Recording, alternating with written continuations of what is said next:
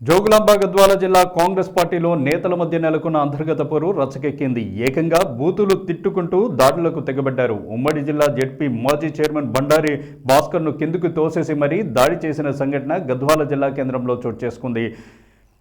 గద్వాల్లో నిర్వహించిన కాంగ్రెస్ పార్టీ భూస్థాయి శిక్షణ కార్యక్రమం ఇందుకు వేదికైంది. కార్యక్రమానికి ముఖ్య అతిథులుగా రాష్ట్ర మంత్రి జూపల్లి కృష్ణారావు, సిడబ్ల్యూసీ ప్రత్యేక ఆహ్వానితులు కొప్పుల రాజు హాజరు కాగా, పార్టీ ఎంపీ అభ్యర్థి మల్లు రవి, సీనియర్ నాయకులు Manda Jagannatham, Sampath Kumar, ZP chairperson Saritha, ZP మాజీ చైర్మన్ బండారి భాస్కర్ పాల్గొన్నారు. ఈ కార్యక్రమంలో పార్లమెంట్ ఎన్నికల్లో అనుసరించాల్సిన విధి విధానాలపై నేతలు ప్రసంగించారు.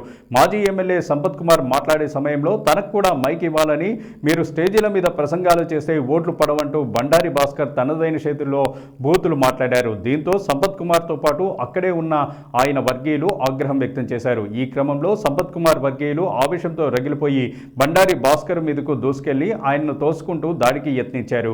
ఒకరిపై మరొకరు దాడులు చేసుకోగా బండారి భాస్కర్ కింద పడగా ఒక్కసారిగా మూకుమ్మడి దాడికి పాల్పడ్డారు.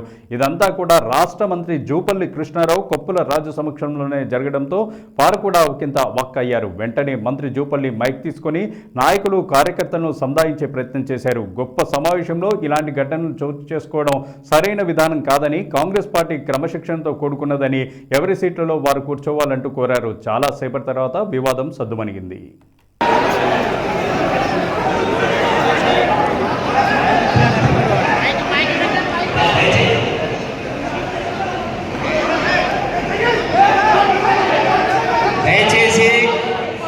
దయచేసి అందరూ కూర్చోవాల్సిన విజ్ఞప్తి చేస్తా ఉన్నా. ప్లీజ్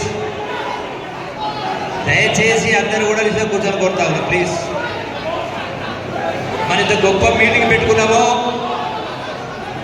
సహనం ఉండాలి. ఇంత గొప్ప మీటింగ్ పెట్టుకుని దయచేసి అందరూ కూర్చోండి. ప్లీజ్ ఎవరి సీట్ల వాళ్ళు కూర్చోండి. ఎవరి సీట్ల వాళ్ళు కూర్చోండి ప్లీజ్.